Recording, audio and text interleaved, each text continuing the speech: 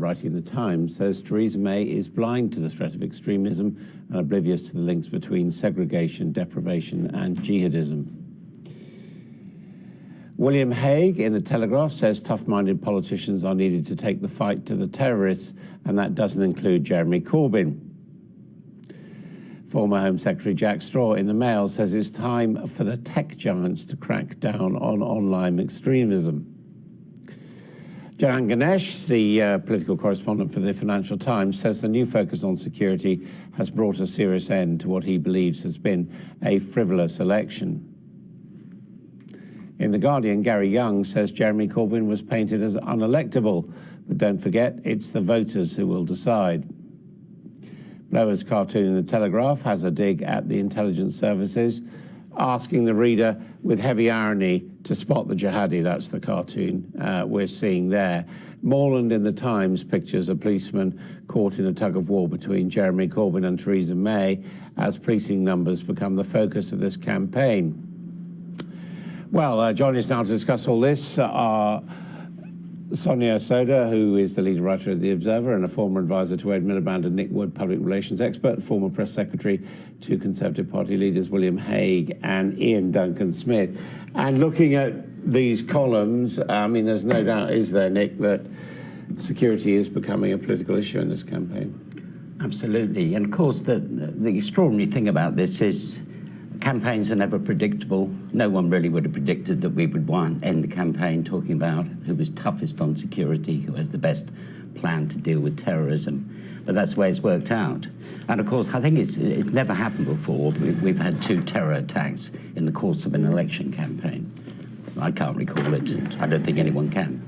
Now, Rachel Sylvester, I mean, she is critical of both sides, but she does say that Theresa May in particular has quite a lot to answer for in not getting to terms with extremism and in sidelining the work of Dame Louise Casey, for example. Yes, she does. So, you know, I think she makes a fair point. Theresa May was Home Secretary for a good 6 years before she became Prime Minister.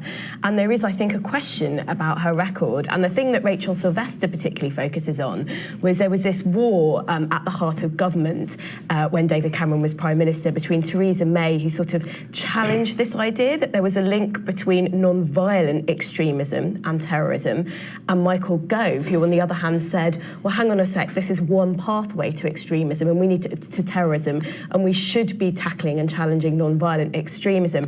Now, Theresa May took quite a strong view on that by all accounts, and Rachel Sylvester is raising questions about that. And actually, it seems that Theresa May might have come around more to the Govian point of view in the last couple of weeks. Nick, do you think it matters this? That I think this is specifically Theresa May, because I mean, you know, if you take your old boss Ian Duncan Smith, I mean, he's always been someone very much about getting involved in communities. Yeah. But I think this is very much, you know, angels on a pinhead, Rachel's column. I mean, the fundamental question people have really got to decide, I suppose, in the next couple of days is, do they think Jeremy Corbyn or Theresa May is a more credible figure when it comes to dealing with the terrorist threat? And I would argue on fairly simple grounds that obviously Mrs May is more credible. The problem she's got, and any governing politician have got, she's got a record to defend, and Rachel Sylvester decided to dissect that record, although she was pretty strong on what she said the other day. Corbyn also has a record to defend, and if you look at Corbyn's record, it's pretty appalling. I mean, after all, he did vote against anti-terror measures 56 times. He's called Hamas and Hezbollah his friends. He's taken tea with the IRA a few weeks after the 1984 bombing.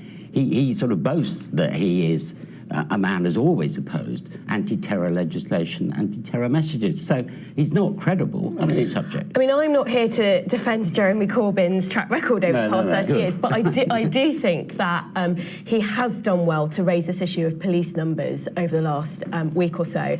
And yeah, but I mean, at the same time, I mean, police numbers, as Rachel Sylvester says, is a kind of easy hit from Labour. It's easy, spend but more on it's public services. It doesn't go into that record which Nick was just talking about. It might be easier for Corbyn to do, but it's also really significant. And there have been lots of former senior people from the police who said that they believe that cuts affect counter-terrorism. And we've also got on the opinion pages today William Hague, who's sort of arguing, well, the response on Saturday was fantastic, so that means that police numbers aren't a problem. Now, of course, that's true, but the attack took place very close to the armed police unit in London. And I think it's not just about the response, it's about the role of community police officers in neighbourhoods. Do you think, credibly, given that the nation obviously wants to get a grip on this and to stop it happening impossible, can Jeremy Corbyn's Labour, Diane Abbott and the rest of them, can they credibly say we will get a stronger grip on this than Theresa May's Conservatives? I think it's very difficult given their track record, but I think we'll see I think we'll see some of the results of that on Thursday. But I do think they are absolutely right to raise this issue of cuts and cuts impacting on but that's always the left response is always every problem can be solved by spending more money on it. It is interesting that Lord Carlisle, who is the independent reviewer of terror legislation, has said very clearly it is untrue that police numbers, but in this context, have any effect. He's one expert. There are other experts. But he is the official reviewer of anti-terror legislation, and he's he was. He was. Yeah, all right, he was, and he's a Lib Dem. Yeah, he's not some hardline right-wing Tory. I would take issue, Nick, with this idea that it's only about cuts. Of course it's not only about cuts, but the fact that there are some really complex issues at stake here, which there are, you know, how do you balance citizens' liberty and security? You know, the fact that there are very complex questions shouldn't detract from the fact there are actually some simple questions that there may be easy answers to, which Labour is right to. I mean, it is rather amusing. It's amusing to see Jeremy Corbyn now arguing for more police. I mean, it's hardly been the sort of guiding thread of his career that Jeremy Corbyn has always wanted to see more police on the streets. Far from it, I think. We're going to have more to talk about in the next hour, but thank you both very much indeed for your views so far. This is All Out Politics. Coming up next, are we facing a new coalition after the election? That's our debate in a moment.